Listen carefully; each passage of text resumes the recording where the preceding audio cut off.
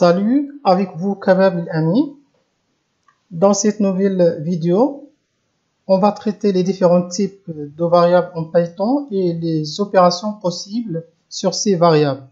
Pour cela, on aura besoin de créer un fichier de type Python. Donc, on allait dans l'explorateur Windows, dans le disque D ou la partition D. On va créer un nouveau dossier qu'on va appeler Python. Dans ce dossier, on crée un fichier de type texte. On nommera ce fichier test.py.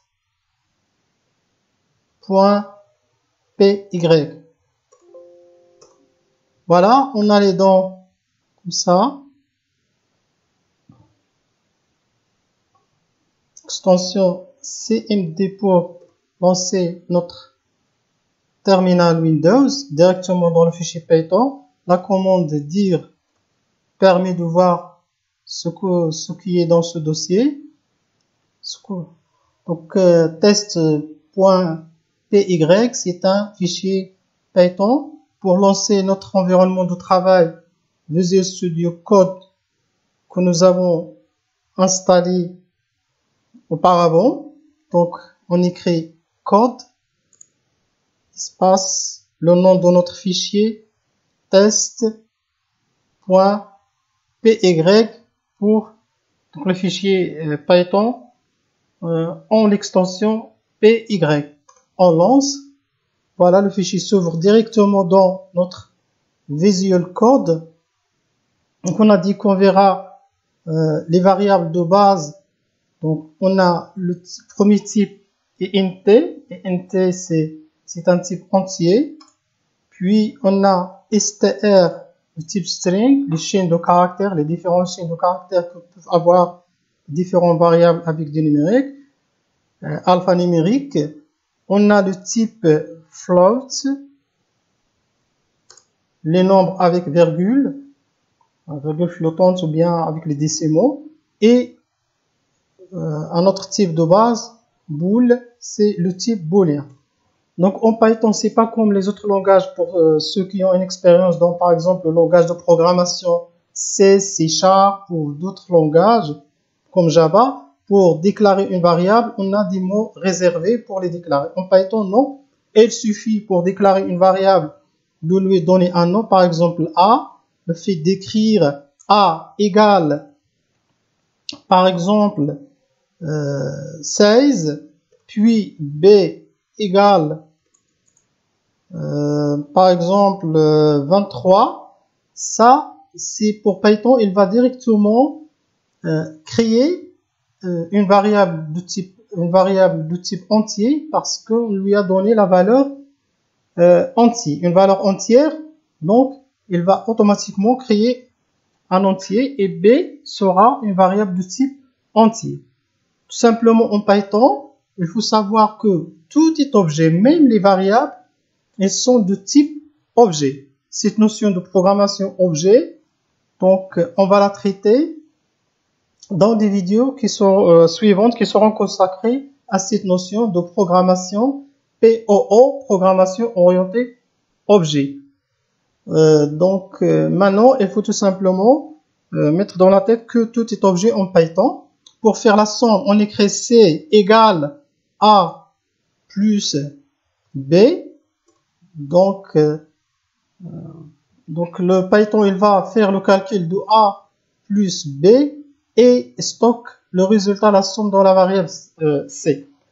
Pour définir de manière pédagogique c'est quoi une variable, tout simplement une variable est une zone de mémoire qui est réservée pour un type de données bien défini. Donc est une zone de mémoire dans laquelle une valeur peut être stockée. Donc c'est ça une variable. Pour l'affichage de résultats, donc on a déclaré deux variables de type entier A et B, et la somme C sera automatiquement de type entier parce que elle contient de valeurs entières. Si on passe le curseur, on voit que c'est de type entier. Si on passe le curseur sur A, c'est entier et B de type entier. Donc, pour afficher le résultat, on écrit print. Voilà. On lui passe cette fonction print. Il permet l'affichage au terminal de l'ordinateur à l'écran. Donc, print. Et on lui passe quelques paramètres. Cette fonction, on va la rencontrer beaucoup dans nos codes. Donc, et petit à petit, on verra les différentes manières d'utiliser cette fonction qui est très riche et très utile pour l'affichage. Donc, on lui passe une string, par exemple, la somme est deux points espace. Et on écrit ici notre variable c. Cette écriture signifie au Python afficher cette phrase ou chaîne de caractères qui est entre guillemets, la somme est, et après elle va afficher le résultat de notre calcul, c'est-à-dire A plus B qui est stocké dans C. Donc on va enregistrer, soit pour l'enregistrement, soit CTRL S, donc ici, donc soit CTRL S, ou bien on allait dans File ou Fichier, donc Save, donc enregistrer pour les qui ont la version en français, donc c'est enregistré. Donc, comment lancer notre programme? Il y a deux façons. Soit on utilise un terminal qui est intégré dans Visual Code, qui est intégré, soit on utilise notre terminal intégré de DOS. Donc, voilà moi je préfère utiliser ce terminal de DOS, mais vous pouvez utiliser le terminal intégré. Pour le voir, s'il n'est pas donc affiché, allez dans View, hein, ou Afficher et Terminal. Donc vous aurez votre terminal. Donc pour lancer le programme à partir de ce terminal, on allait dans Run, Start Debugging, et puis on lance le débogage. Voilà, la somme, on aura la somme et 39. Donc dans notre environnement le terminal Windows, on écrit la commande dir pour voir le nom de notre fichier. Le nom de notre fichier, c'est test.py. Donc, pour lancer un fichier, exécuter un fichier Python, il suffit de l'écrire avec son extension, bien sûr, .py. Donc, test.py. Voilà, c'est la somme et 30. De la même façon, on peut si vous voulez effectuer la soustraction, il suffit de remplacer l'addition par le signe moins. Ici, dans notre phrase, on aura, au lieu de la somme, c'est la différence. Et donc, on enregistre, CTRL S, on lance notre programme. Voilà. Et la différence est moins 7. Pourquoi? Parce que ici, on a déjà 16 moins 23, c'est moins 7.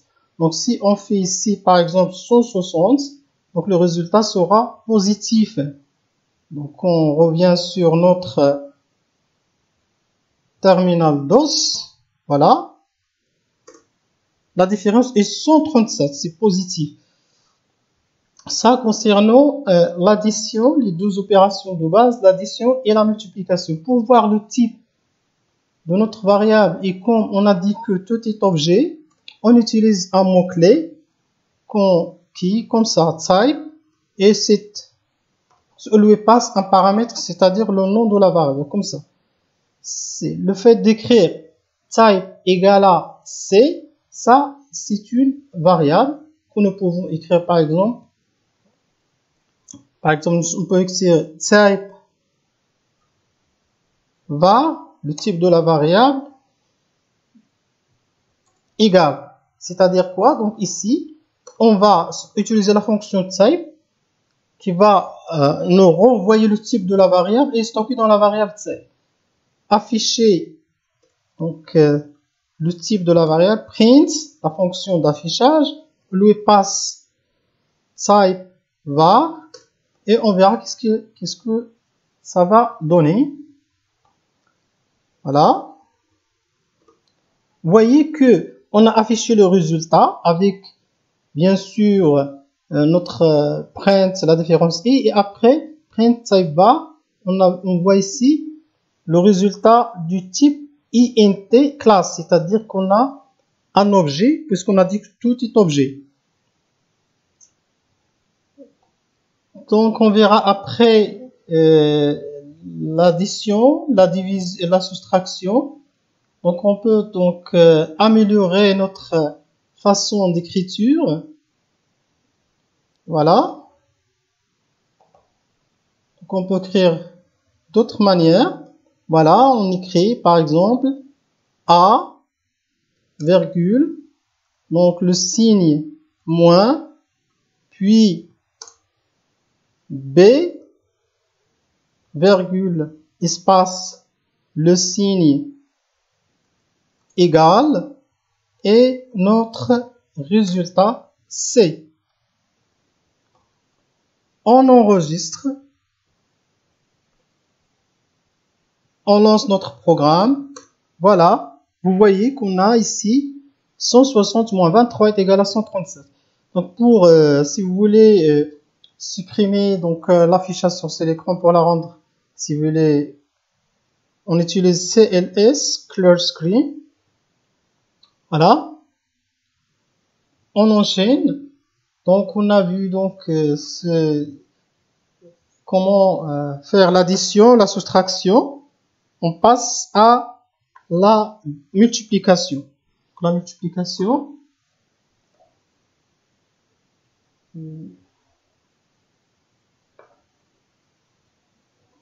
Donc on peut donc faire x, la variable, déclarer une variable x égale 13, puis y égale 15 et z égale x multiplié fois y. Et print, bien sûr, pour afficher notre résultat, c'est par exemple la multiplication, la multi et Z. CTRL S pour enregistrer, lancer notre programme. Voilà, la multiplication est 195. Donc ce sont des opérations de base, c'est très simple, donc il faut suivre le code. Notre objectif vraiment c'est d'aller pas à pas et de maîtriser ces notions de base pour bien acquérir les compétences qu'on va les développer dans les vidéos suivantes. Donc on passe à la division. Donc la division, donc on a vu le type integer. Voilà. La division, on utilise, si vous voulez, slash comme opérateur de division. Donc on a, voilà, on a par exemple A égale 150, B égale 35, et on calcule par exemple la division. Donc voilà, on va appeler D comme division, donc égal à A divisé par B. Print pour afficher le résultat, puis la division est. Voilà, on écrit D, CTRL S pour enregistrer et lancer notre programme. Voilà, la division est. Vous voyez ici, la division est donnée avec plusieurs chiffres après la virgule, avec précision. On verra dans des cours suivants comment, si vous voulez, formater notre écriture et par exemple choisir le nombre de décimaux à afficher après la virgule. Par exemple 2 chiffres, 3 chiffres, etc. Ça, c'est une division qui est exacte, c'est-à-dire que la division avec calcul et avec virgule. On peut demander Python d'effectuer une division euclidienne, c'est-à-dire division exacte, sans réel, sans virgule et sans chiffre ou décimaux. Donc pour cela, on utilise double slash. Voilà. Si nous utilisons un double slash, voilà, comme ça, enregistrer et lancer notre programme. Voilà, la division est 4. Voilà, en avant, on a dit 4,287, etc. Ici, on a tout simplement 4, pas de chiffre après la virgule.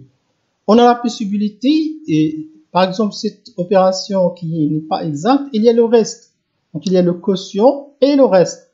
Le quotient est 4 et le reste, on peut demander à Python de faire le calcul du reste. On utilise le mot modulo ou bien le mot réservé %, pour renvoyer le reste du calcul. Donc, on met la variable R pour stocker le reste de la division de A par B. On écrit A %B. Cette écriture, tout simplement, demande au Python d'effectuer la division de A par B et renvoyer le reste de l'opération. C'est pas le résultat de l'opération de calcul, mais le reste. Donc voilà, on utilise print. Voilà. Le reste de la division. Voilà. Le reste de la division.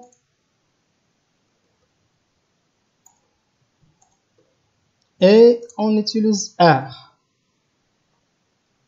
CTRL S, enregistrer, lancer notre exécution. Le reste de la division est 10. Parce que, qu'est-ce qu'on a fait? On a divisé, donc, 150 sur 35. Il a donné 4. Et le reste 10. Et ça, c'est, bien sûr, 35 multiplié fois 4, c'est 140. Plus 10, c'est 150. Donc ça, c'est pour exprimer le reste de la division.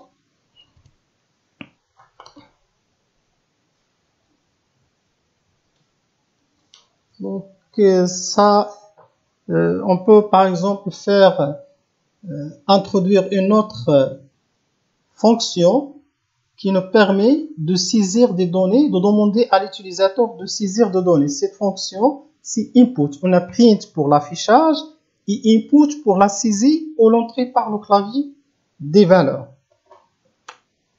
Tout simplement, il faut savoir que cette fonction input renvoie la valeur saisie par l'utilisateur de type texte, de type string, quelle que soit la valeur saisie. Si l'utilisateur, par exemple, saisit un nombre, 3, 5, 7, mais input, il va la renvoyer sous forme de texte de string. On verra ça par exemple. Par exemple, on écrit un petit programme qui demande à l'utilisateur de saisir son nom, de saisir son âge et d'afficher l'âge et le nom de cet utilisateur. Voilà, on écrit une variable de type nom, de variable nom.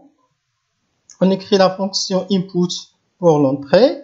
On demande à l'utilisateur, donc ça c'est la chaîne qui sera affichée pour demander à l'utilisateur d'entrer. Donc entrez votre nom, voilà, espace,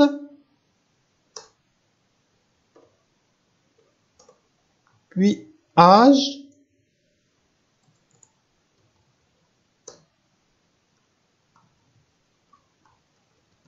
entrez votre âge,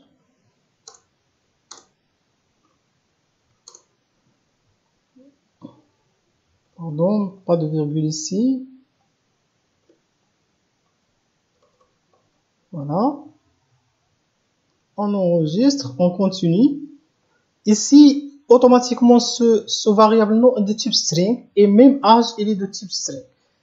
Qu'est-ce qu'on veut? Par exemple, on veut afficher le nom de l'utilisateur. Donc, ce résultat, print Voilà. On écrit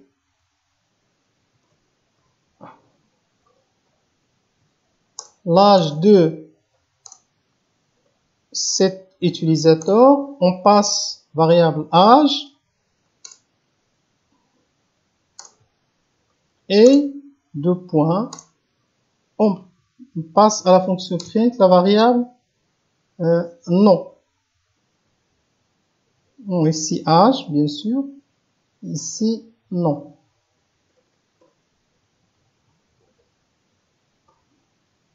CTRL S. Voilà, entrer un nom, par exemple kebab. L'âge, par exemple 45. L'âge de kebab est 45. Voilà.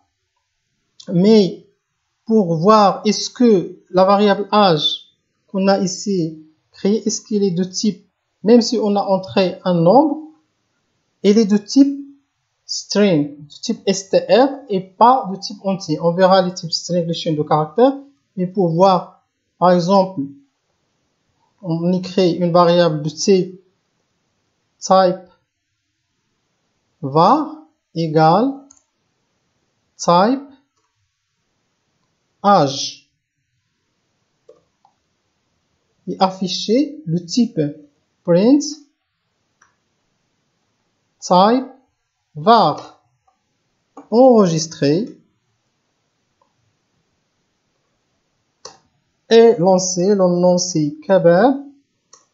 Prénom, l'âge c'est par exemple 23. Voilà, l'âge est de 23 et le type de cette variable c'est str. Donc voilà. Pour enchaîner, donc avec fonction print, on suppose par exemple qu'on va demander à l'utilisateur d'entrer le prix unitaire et la quantité d'une marchandise et faire le calcul du prix total. Hein. Donc on fait par exemple prix grand U pour prix unitaire, input, entrée. On demande à l'utilisateur d'entrer le prix unitaire puis on demande à l'utilisateur de saisir la quantité.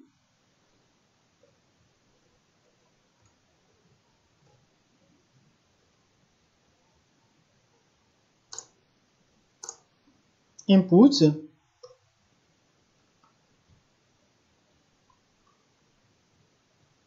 Entrer la quantité.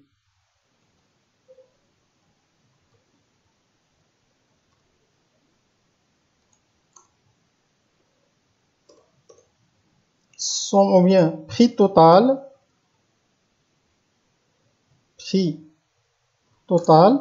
égale la multiplication bien sûr prix unitaire fois quantité.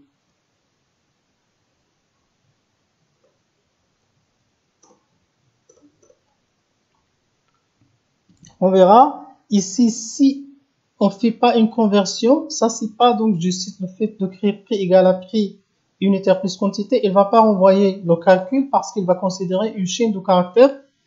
Hein, donc ça avec l'exemple, ce sera très clair. Donc on fera print, voilà, print. Donc la somme totale du, c'est-à-dire A, on doit donc faire, voilà, et le prix total. On verra est-ce que ce programme va marcher ou non. Rapidement,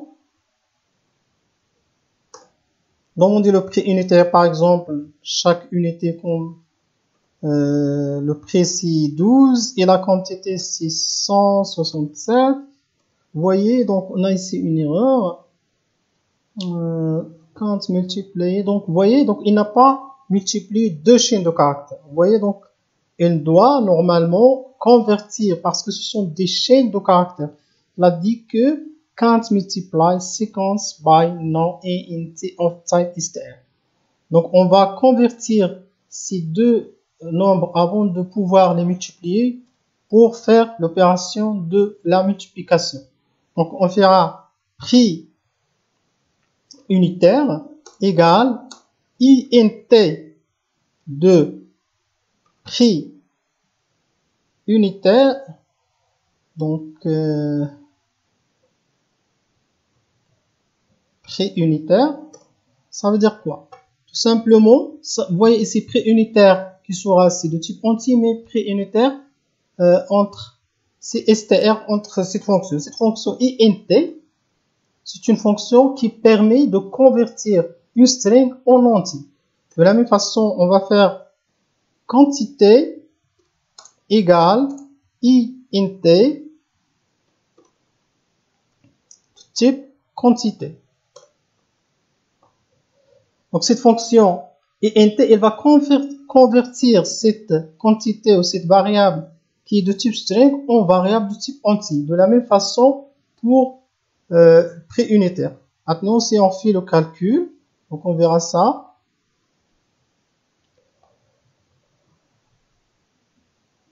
Voilà. Entrez le prix unitaire, par exemple 15. La quantité 178. La somme totale est de 2667. Donc, cette vidéo touche à sa fin.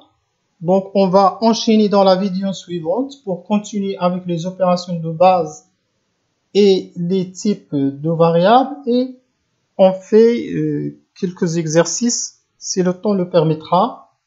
Je veux remercier de votre attention et je vous demande bien sûr de nous encourager. Notre objectif est vraiment de partager un savoir avec vous de manière didactique, pédagogique, et j'aimerais bien que les objectifs de chaque séance soient atteints.